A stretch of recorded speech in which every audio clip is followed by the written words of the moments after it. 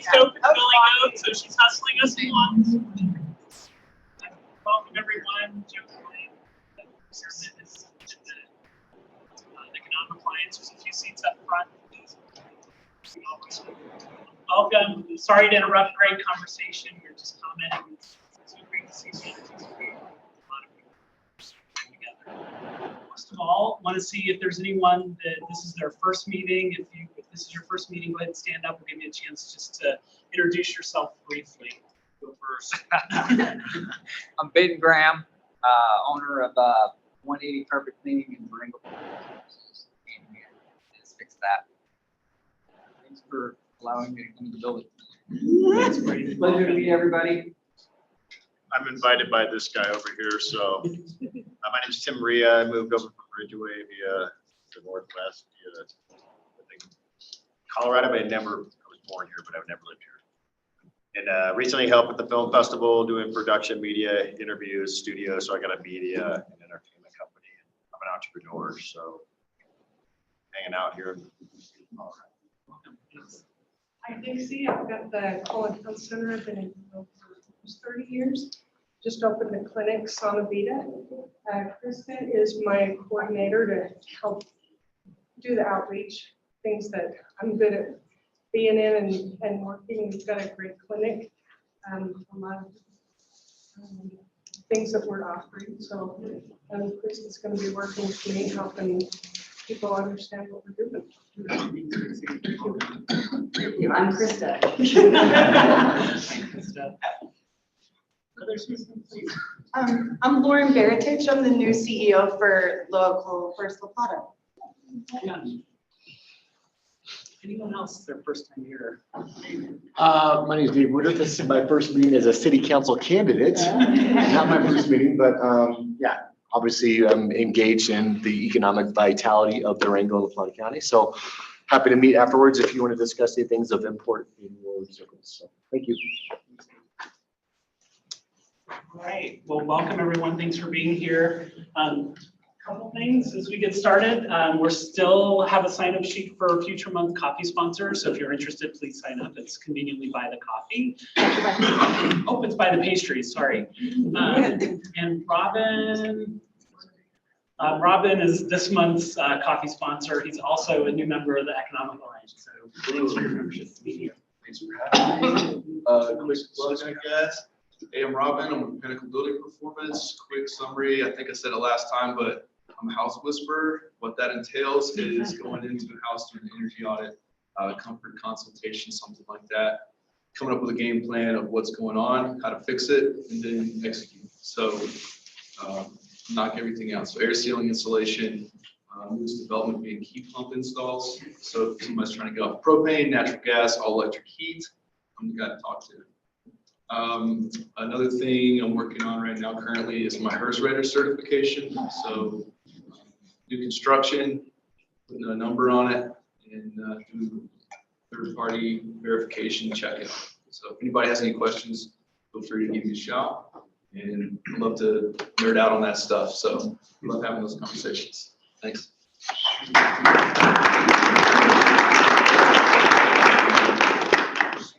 I'll just keep our board update really brief. Continue to be talking a lot about the key initiatives with the Economic Alliance, in particular housing, and looking at how the Catalyst Fund as it grows can be paired up with other funding sources and potentially really be a catalyst for investment in housing projects. So more to come as that develops over time.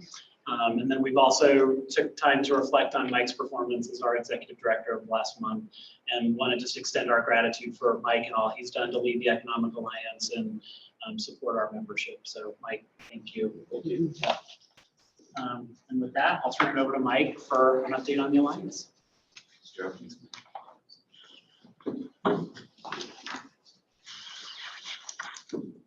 Morning. Good morning. First of all, I'd like to congratulate Jack and a very successful Durango Rocks job.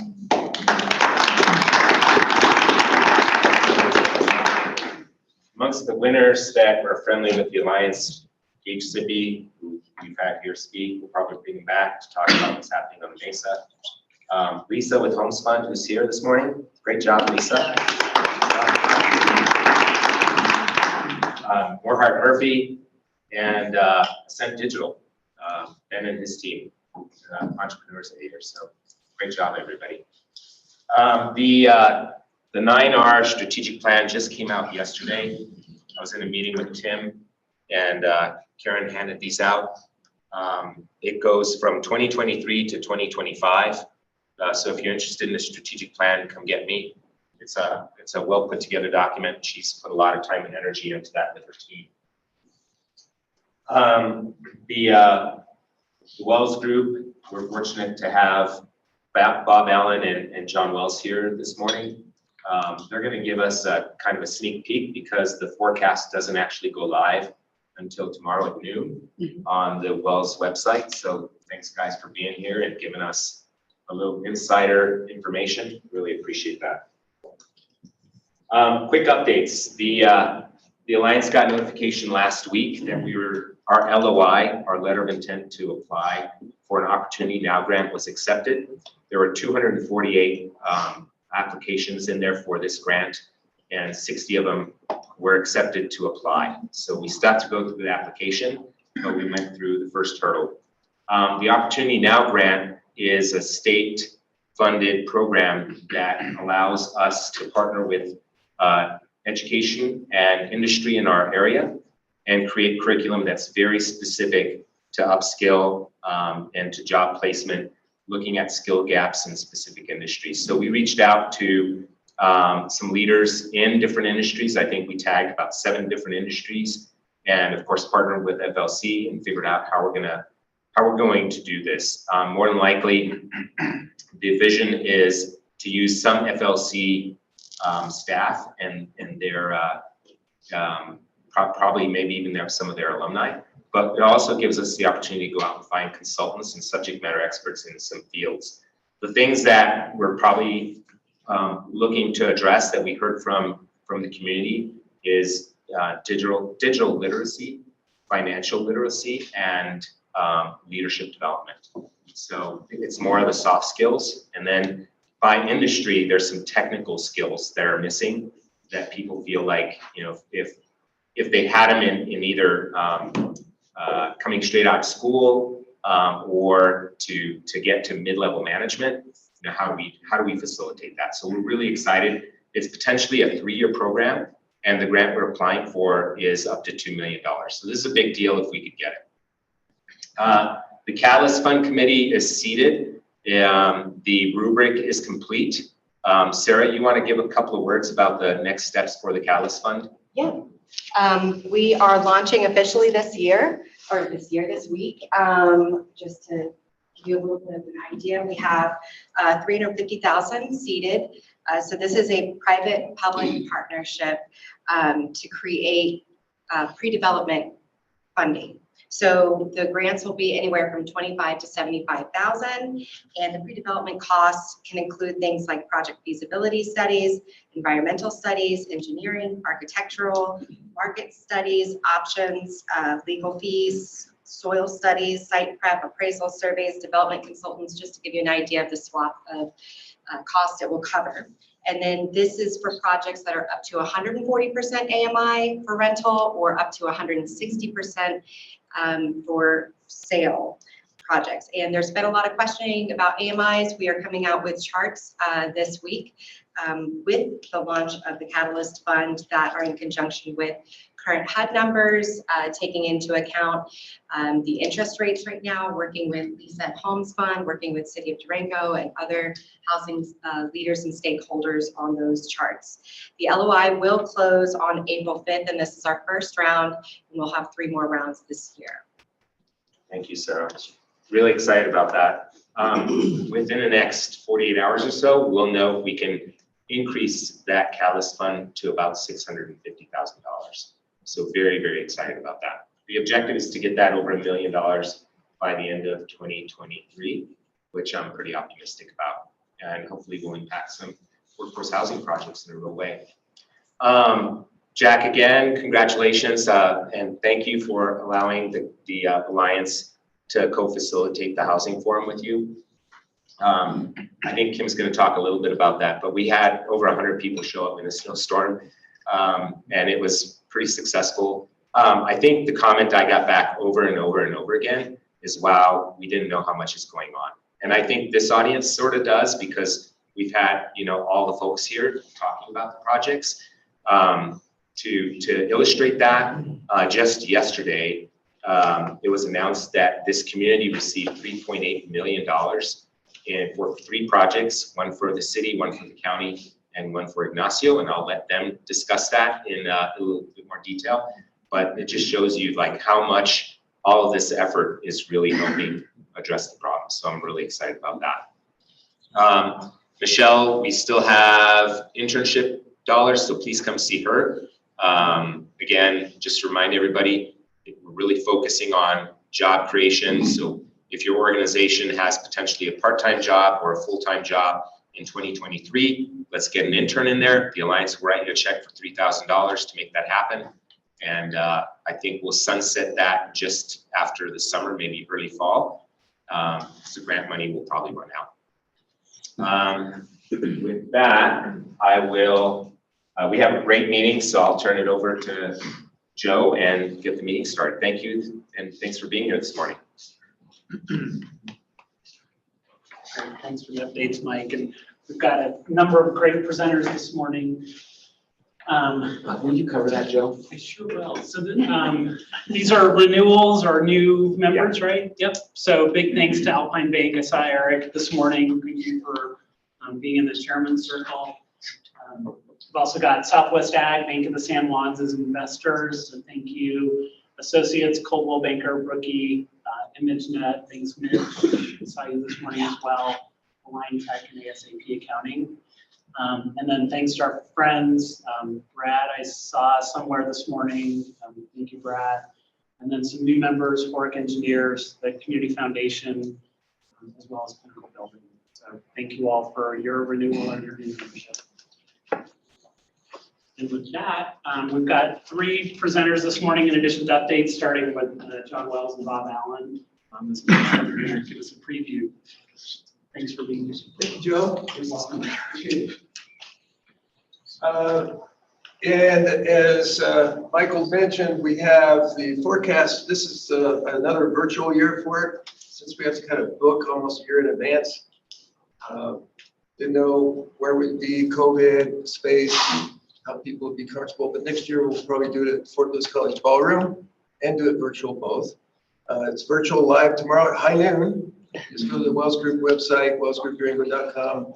And the great part with virtually is you can just watch a few minutes of it, go take care of some work, chores, watch any time of day that fits for you, if that is a benefit for you. The first thing we just want to touch on, we do have sponsors that help us with this, to help with putting this production on. Alpine Bank is, most owners have been sponsors for many years. Alpine Bank, TBK, Mountain Desert Mortgage, the Norm Phillips team, which is a mortgage lender here in town, above Alpine Bank, Bank of the San Juans, Amherst Mountain Mortgage, the Bank Central, the loan team, Bank of Colorado, and we appreciate those people that having assistance with us with sponsoring. Also, this is the second year we've had Jack be our moderator. It's a much better, rather than just listening to 2 old guys talk for an hour. We got Jack can ask questions. Yeah. So now we have 3. But it really helps the flow, and we appreciate Jack's great help in doing that. Bob, why don't you step in here? Or do you want me to just click for you? You got it.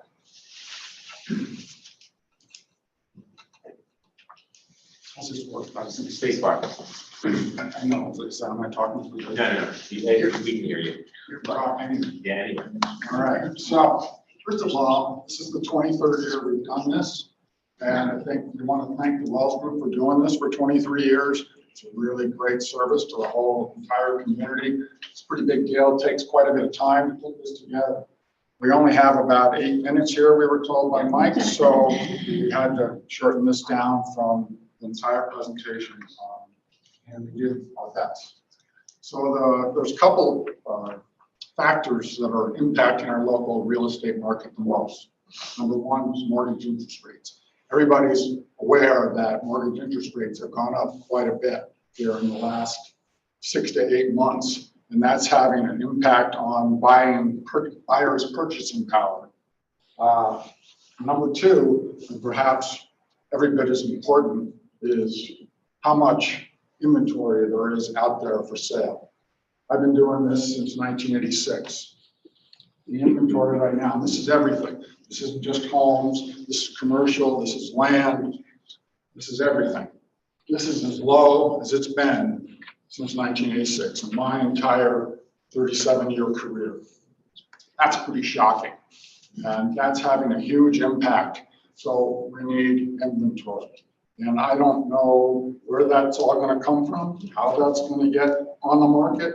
There's a lot of folks out there, go back to that mortgage rate, a lot of folks out there with 3%, 2.5%, 3.5% mortgages. What's the incentive for those folks to put those houses on the market? Not a lot. And so that turnover that we used to see may not be as great as it was. And our construction is still a little constrained with the number of units we're putting out in the market in terms of new homes, new multifamily product is still a little constrained. And it's been constrained since 2008. So we've been running a deficit in terms of new product since 2008. And that's a long time. And that's going to take some time to make that back up. So we didn't have a lot of time, like I said, so we're going to briefly go over a few things. Just give you a taste of what we did. Locally, the lodging industry has recovered quite well from the pandemic. The numbers that you don't see up here are the vacation rentals. And luckily in town, that isn't as big a factor, but out of town, there's at least 1,000 units out there, probably more. And that impacts our local lodging industry. The lodgers, the motel, hotel owners will tell you that those vacation rentals have a huge impact on their ability to rent rooms. But the point of the fact is we've recovered and we've come back quite nicely. Lodgers tax collections also reflect that increase, although back here in 21 and 22, that reflects that 2% to 5.5% increase at the city level. But those are some big numbers. Here, this recovers very well from 2020. And again, in 2022, probably see some inflation in those numbers, but it has recovered and it's doing well.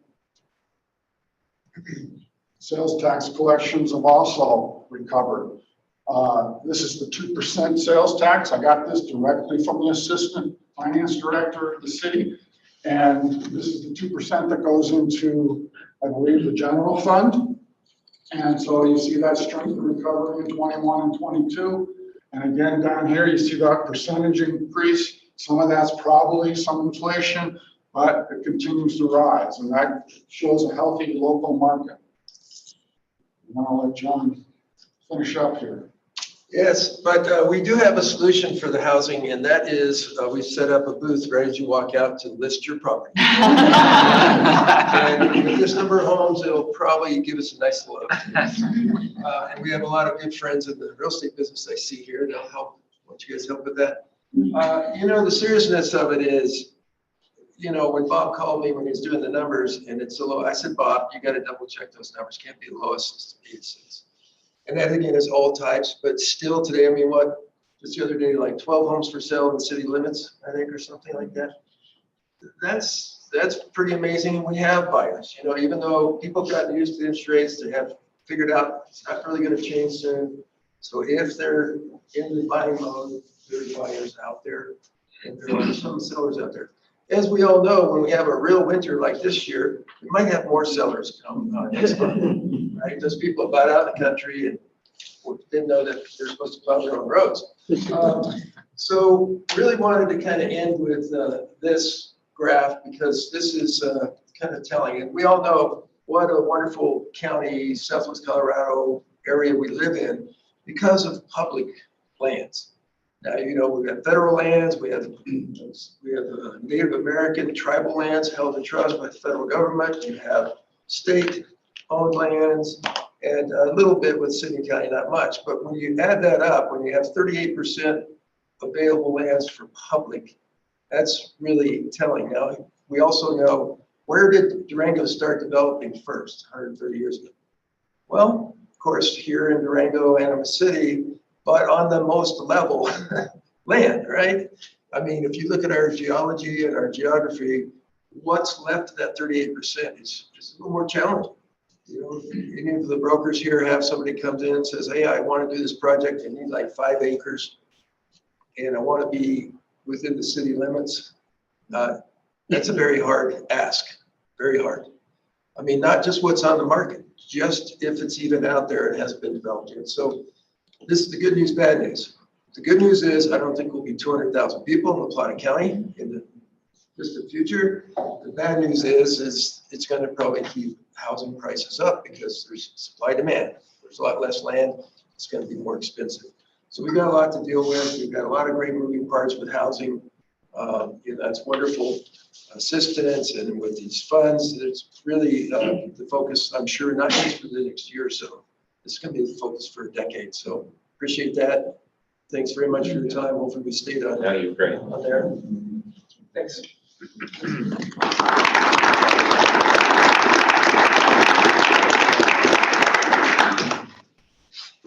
Thanks, John. Bob, if you want to hear more, sounds like tomorrow at noon, we'll get the extended version. So look for that. Next, Laura from Region 9 is going to continue providing us with a general update on the region's economy.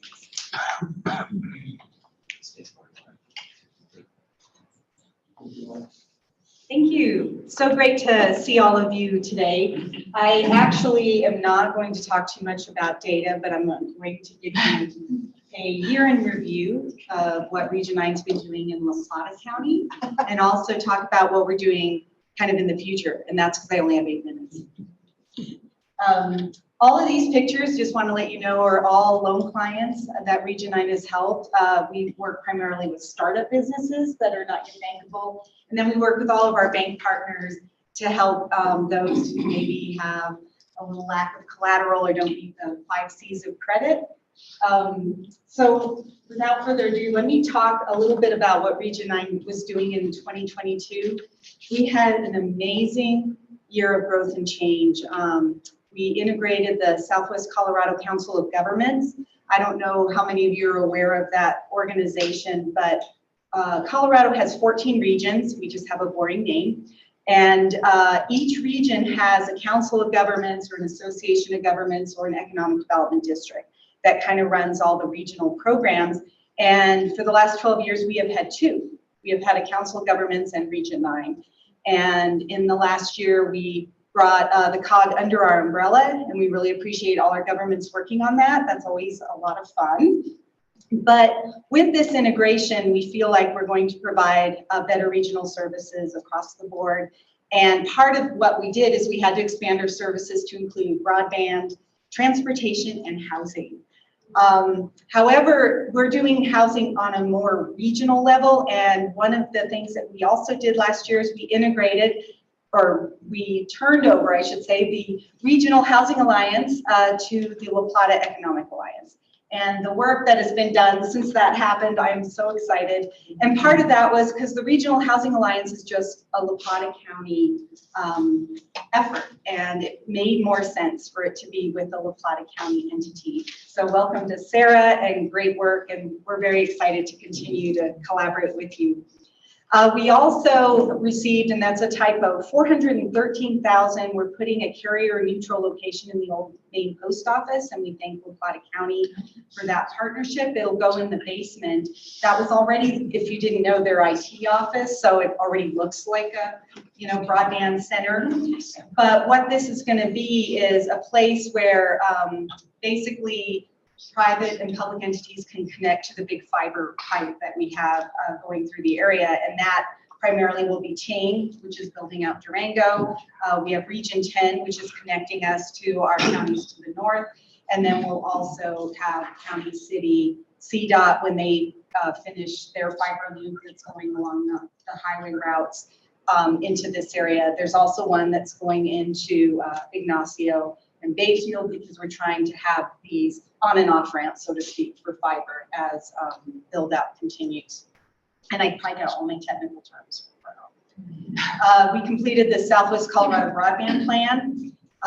That was to help me know what broadband is, just kidding. We also updated livable wage and our reports. You can find all of our reports on our website. So just know, I also have some swag up front, well, not swag, reports. If anyone- one of those is actually a performance report that covers just La Plata County that we provide to all our electeds every year. So that's being finalized. So we give it to Durango City Council, Bayfield, Ignacio, and also the county. We had 3 new staff positions, which is a lot for an organization that has had less than 10 employees. Let's see, I think that's about all I want to mention, except we are facilitating the SWORD group. We had to find a cool acronym, and it's the Southwest Opioid Response District. Many of you are aware of the opioid settlement funds that are coming into the state. The way it was set up by the Attorney General is that each government gets a portion, and then the regions get a portion of funding. Our region had to form sort of a council to figure out how they want to expend those funds.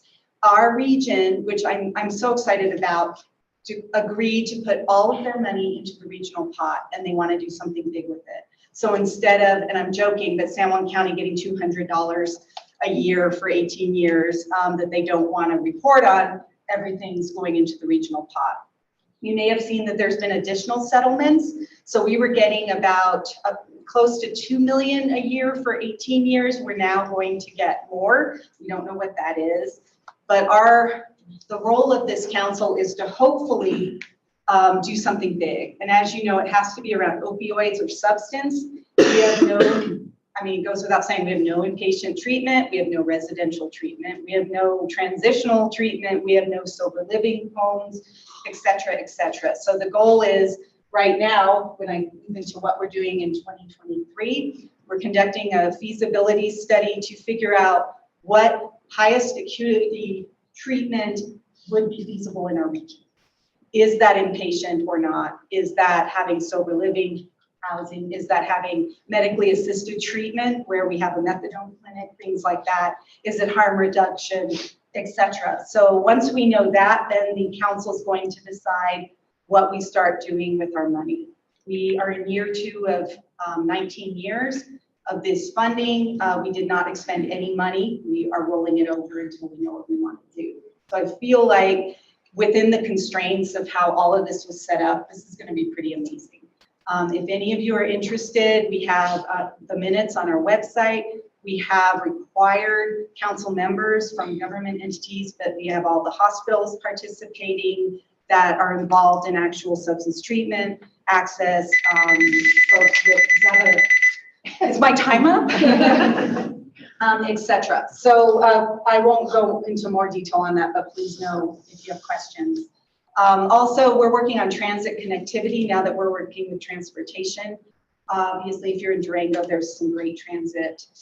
There's great transit with Roadrunner. La Plata County is pretty well served, but if you're trying to get to Cortez or you're trying to go somewhere else, we're really constrained. So we're working on some connectivity between private and public transit entities to connect to what the state is doing called Connect Colorado with all of their work as well. And then we're going to Google Map everything and hopefully have one ticketing program down the road. So that's some activity we're doing there. We do data dashboards, reports. We have a new loan program with the city of Durango for their cultural fund. So if somebody is trying, they got a grant for public art or murals, we can actually give them some funds upfront and then they can get reimbursed by the grant later. We have a grant navigator program. We, a year ago, hired a community grant writer to work with our communities that lack capacity because we heard all this money is coming down from the state and federal level and you're seeing that start to trickle down. So we are able to work with any of them that do not have in-house support to help with this funding. And then our grant digest is a monthly email to track on all this funding coming down. So as we get a NOFA for all the things you're hearing about, that's going to be available. Any of you can sign up to get that email.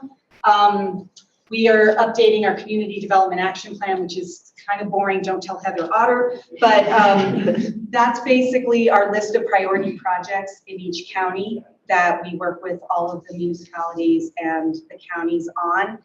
That list is the formal list that a lot of these state and federal funding sources need. You have to be on a community plan to be prioritized. So that's the list. We're updating it at the right time. So you'll all be hearing about that. And then we have a $66 million broadband infrastructure grant out to finally, hopefully, connect our middle mile throughout our region so that everybody can then do their last mile infrastructure.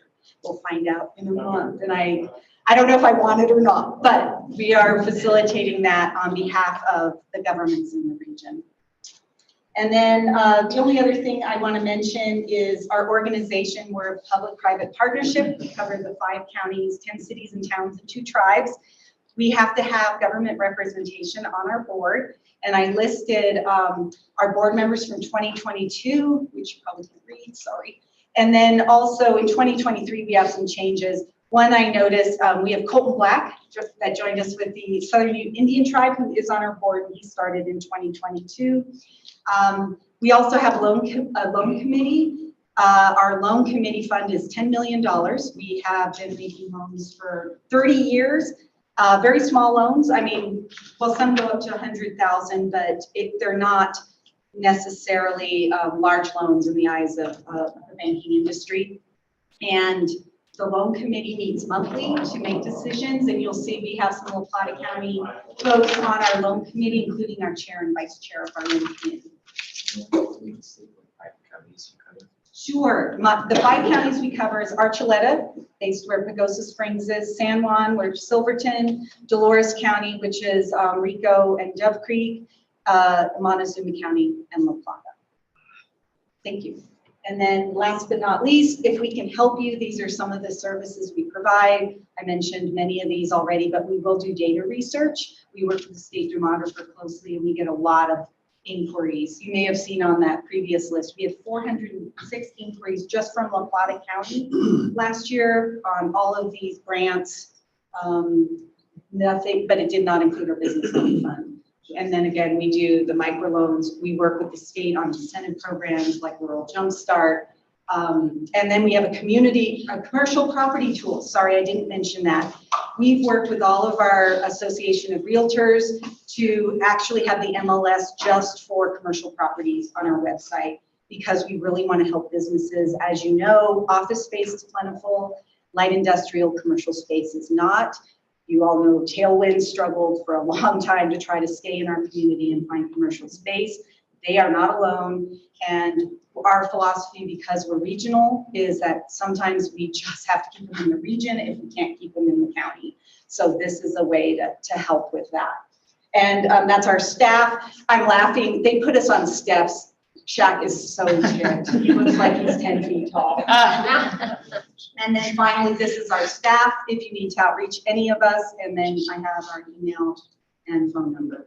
So thank you so much.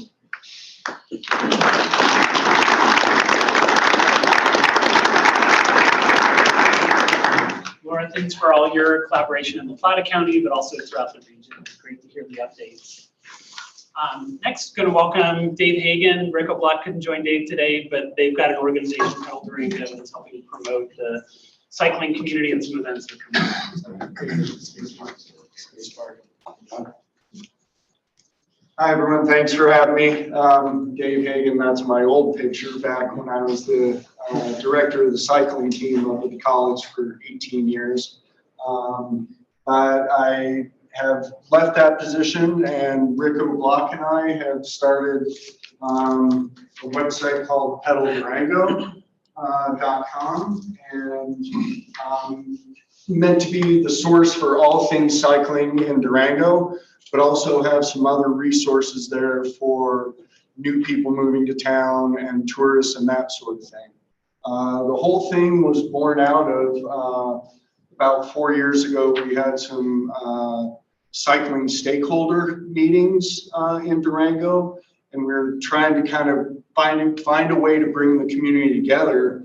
And really, this was the grand idea of that. And then a pandemic hit and everything slowed down. But thanks to Patty's Inc. and the other cycling stakeholders that really started that process going a few years ago. So talked about that a little bit. It's really pretty amazing. I'm building out the calendar and everything. And this week there are 8 cycling related events going on in mid-March, and it's still kind of winter out. So really, it's pretty amazing that that stuff is going on all the time, even in March and year round.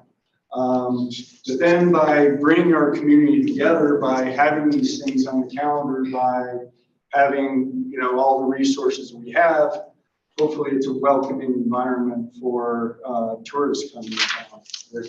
There are plenty of cycling tourists coming to town. It's kind of hard to get numbers on them. You don't know because they stay in hotels like everyone else. They eat in restaurants, but there are plenty. And with the development of Durango Mesa, there will be more and more with the bike park that's going in up there. We like good pictures, in case you didn't notice. You know, we're very fortunate as a community to have 300 miles of trails right from town.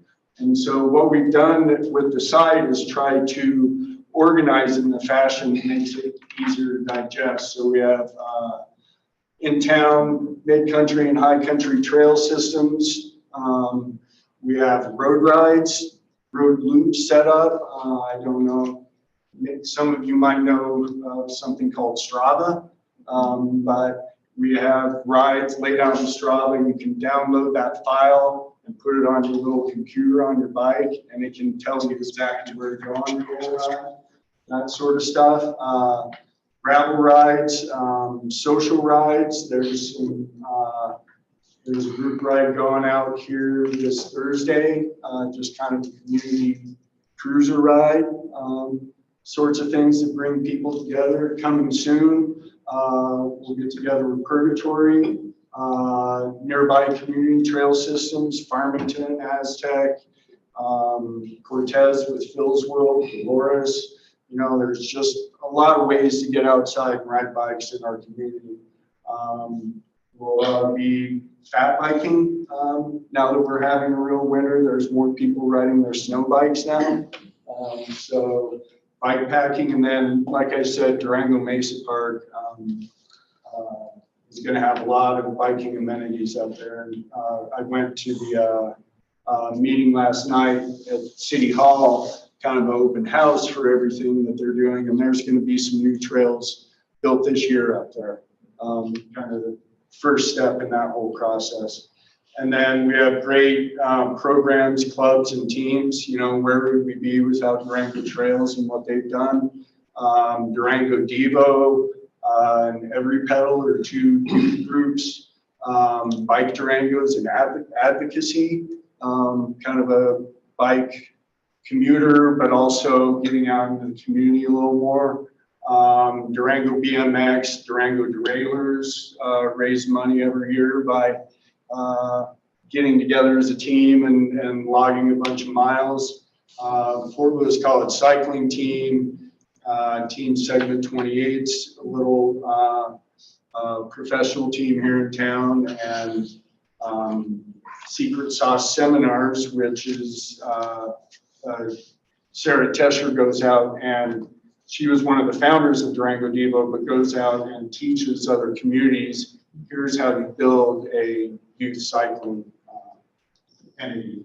The calendar, like I said, has, you know, many things on it. It's pretty packed really already, and building with more stuff. And then all of this stuff is, you know, a great resource for people on their bikes. But then when you go to people coming into town who want to ride their bikes, we have local bike shops, local bike products. Just putting that list together, there's like 9 or 10 businesses in Durango that create bike-specific type products. So really, it took, I was like, wow, there's that many, from King Cage to Beret clothing, which has been here forever. So there's a lot of stuff there. And then bike tours also. And then restaurants, lodging, brew pubs, coffee shops, medical services. You might get hurt riding your bike around here, so that's always a good thing to have on there. Post-ride activities, spas, rafting, there's so many other things to do in our community. And we do all these restaurants and bike shops. These are listings and ads that help support our site, to help us keep the energy, to keep it going. And those businesses that really want to capture that cycling market that are coming into town. So we do, all the marketing we can, Google ads. We've got a good social media platform going. There's a lot of big events that come into Durango that we're partnering with. So this will be a resource for all those people. Working with Visit Durango and also Durango Mesa Park on stuff moving forward from there. Our goals, like I said before, to bring all the aspects of the cycling community together, to make it a more welcoming environment for tourists coming into town, make it a viable marketing tool for local businesses, a resource for our community, and collaborate. Something else we're doing is collaborating with local cycling and trail advocacy groups for transportation. That's a good wide shoulder there on Pagosa. I wish all on Posta. I wish all shoulders were that wide. Cultivate our tourism economy, and then hopefully this can be a template for other communities around the state. So there's all our details. Feel free to get a hold of us. I've got some stickers I'll throw on the back table. Durango stickers. Is that my 8 minutes? You good? All right.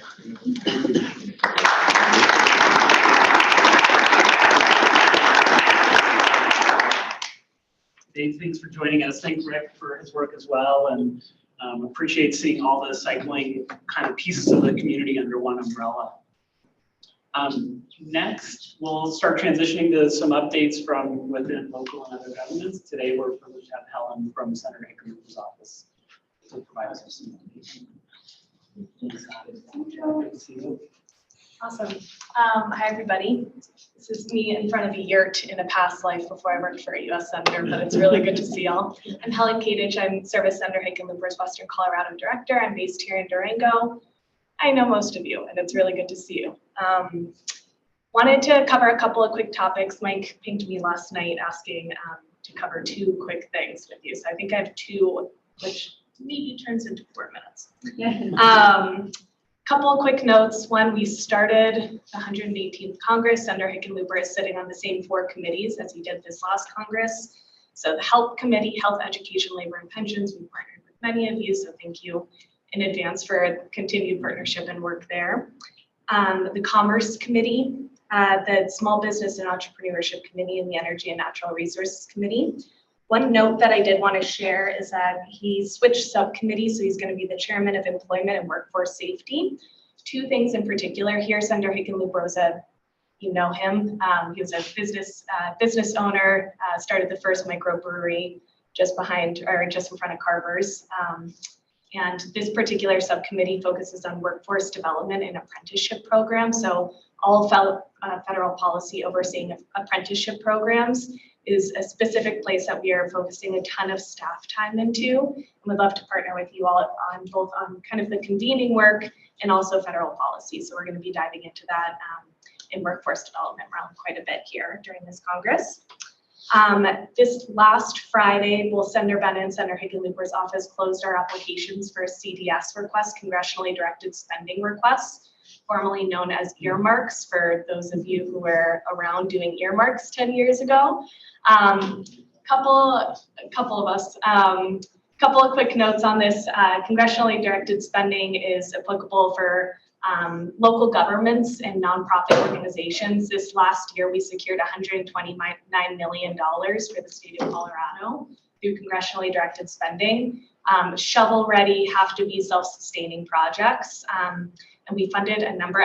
Laura, when you were up before, I was like, our job is just to support Laura and her team, actually. So a couple of projects that I did want to highlight from this last year. One is Montezuma County Community Intervention Program, the Collaborative Nursing Education Degree Program, which I know we've heard about in this group, a collaboration with Animas and Fort Lewis College, which is a spectacular program.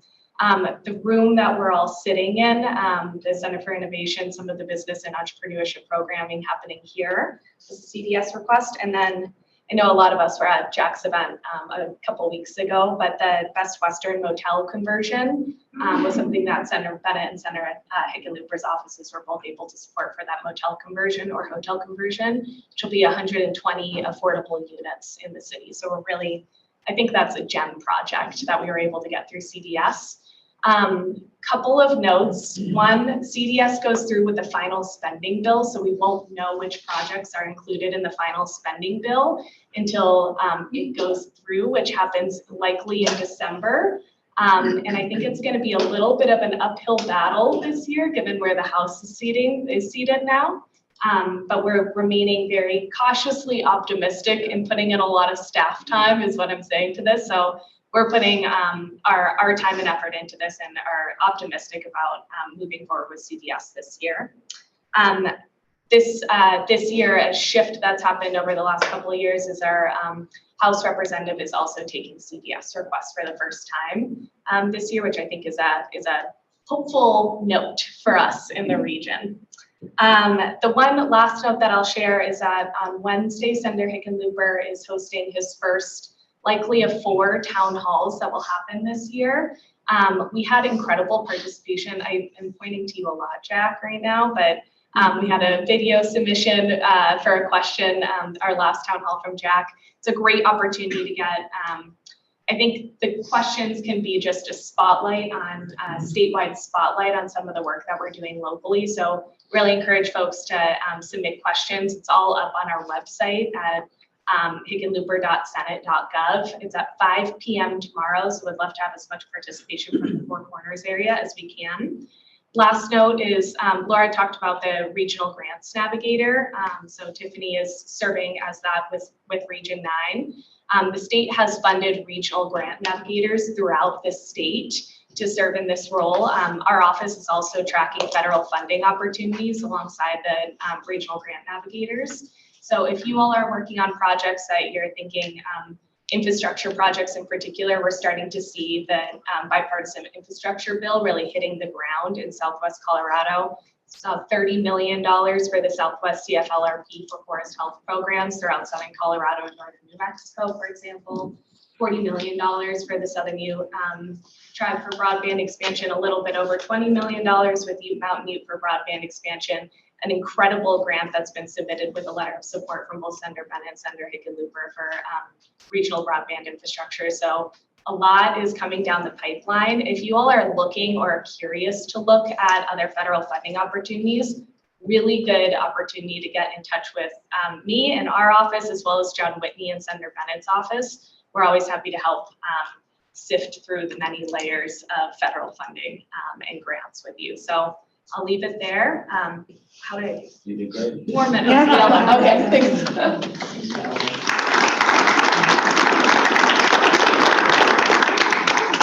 Thanks for the update. Thanks, Senator Hickenlooper, for his support of our region. Next is Mayor Clark. Thank you very much.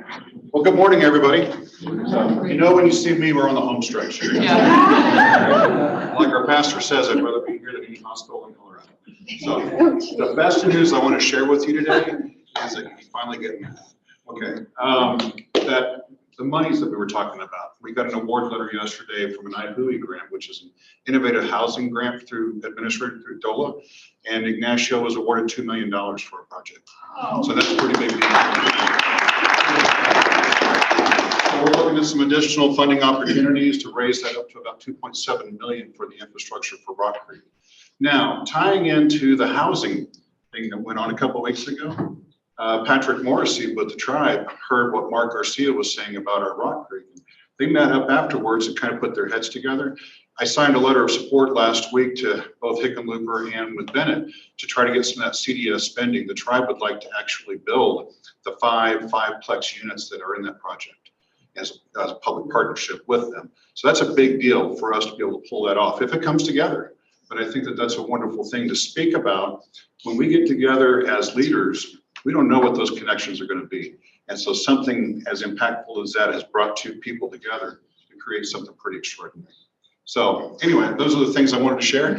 I would say from my chamber hat, our chamber meetings are the first Wednesday of the month. They're breakfast meetings at the casino.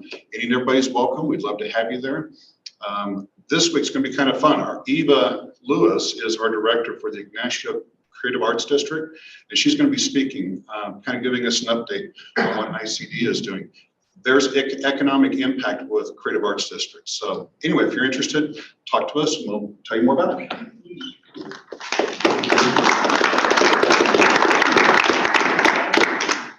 Next is Councilor.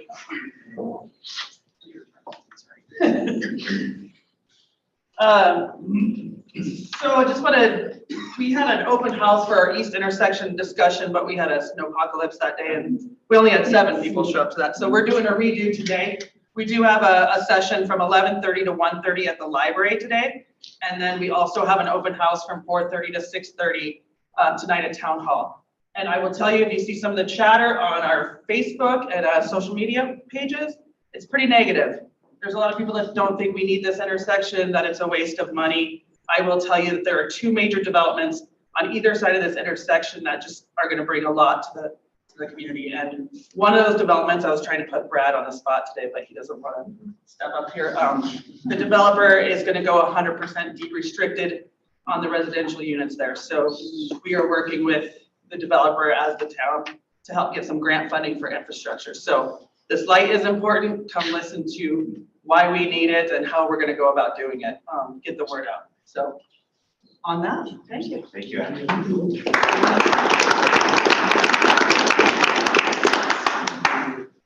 Councilor Baxter from the city of Durango. Hi, everybody. I just wanted to say that on the 14th and 15th of February, City Council did a retreat to talk about what are our priorities, and those were mostly laid out in our strategic plan. What magnitude of funding do they need and how do they get funded? So this Tuesday, there will be a study session, and what came out of that retreat is going to be discussed in the study session, and then during our city council meeting, there will actually be a vote taken to achieve these goals. So the goals look like, under housing, what we're discussing and what we're probably going to be moving forward with is a budget amendment to allocate $4.2 million to the housing division within the city of Durango in order to promote housing in all spectrums, in workforce housing and affordable housing. And then that money will be allocated through public-private partnerships, including the city, to achieve housing development, whether it be rental or ownership. And this is really exciting. $1 million of that comes from the ARPA funding that we have left, and $3.2 million comes out of our Opportunity Fund, which is in the general fund. And that Opportunity Fund was created the year I was elected in order to take advantage of opportunities such as this, where we need to do something about something in our community. Housing is number 1 for us, so that's where that one's going to. So I want to mention just a couple of things that if we get approval for that on Tuesday night, I'm hoping you'll all lobby for all your other city councilors to vote yes for this. It would support a proven approach to catalyzing and accelerating production of diverse types of housing and price points. Now that sounds, that's one of those buzzword kind of phrases. But what it means is we have experience. The Economic Alliance has experience with the Catalyst Fund, with the rental program. We have experience in getting housing built. The city has models now that help with working with developers in order to create 50% workforce housing or deed-restricted housing, or 10% or 20%. But we have models, they work, and we're making it happen, and this will just support that.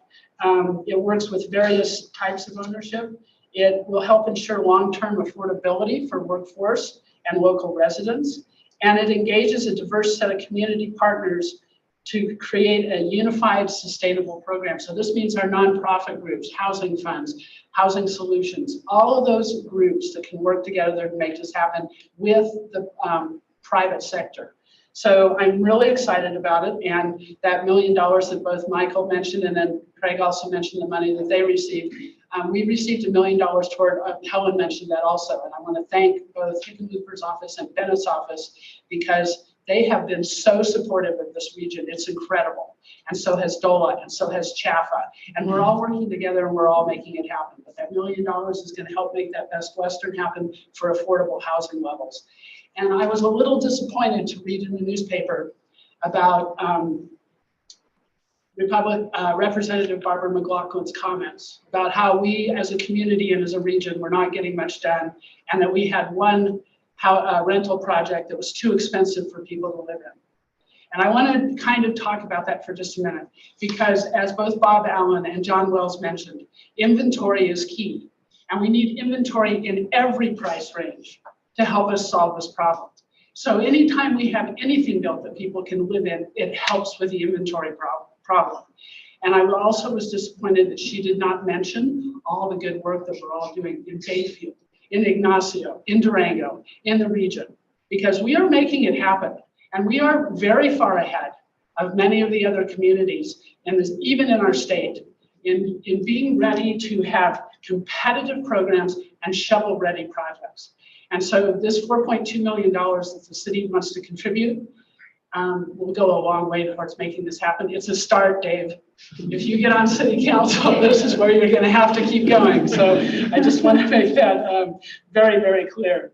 And I think that's kind of all I have to say today, because to me, as you well know, when I was elected to city council and then became mayor, housing became my focus. So right now, as I have spent my last month and a half on council, housing is my focus, and that's what I'm doing. If you have any questions or you want to chat with me about it, you can find me easily, and I'd love to talk to you all about it. Thank you.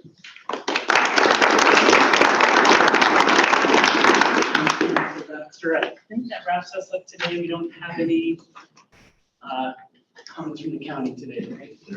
So our next meeting is April 11th. Great turnout today. Thanks for being a member and being present. Thanks to all of our presenters today. You know, again, some great representations of both the private and public partnerships that are creating housing change.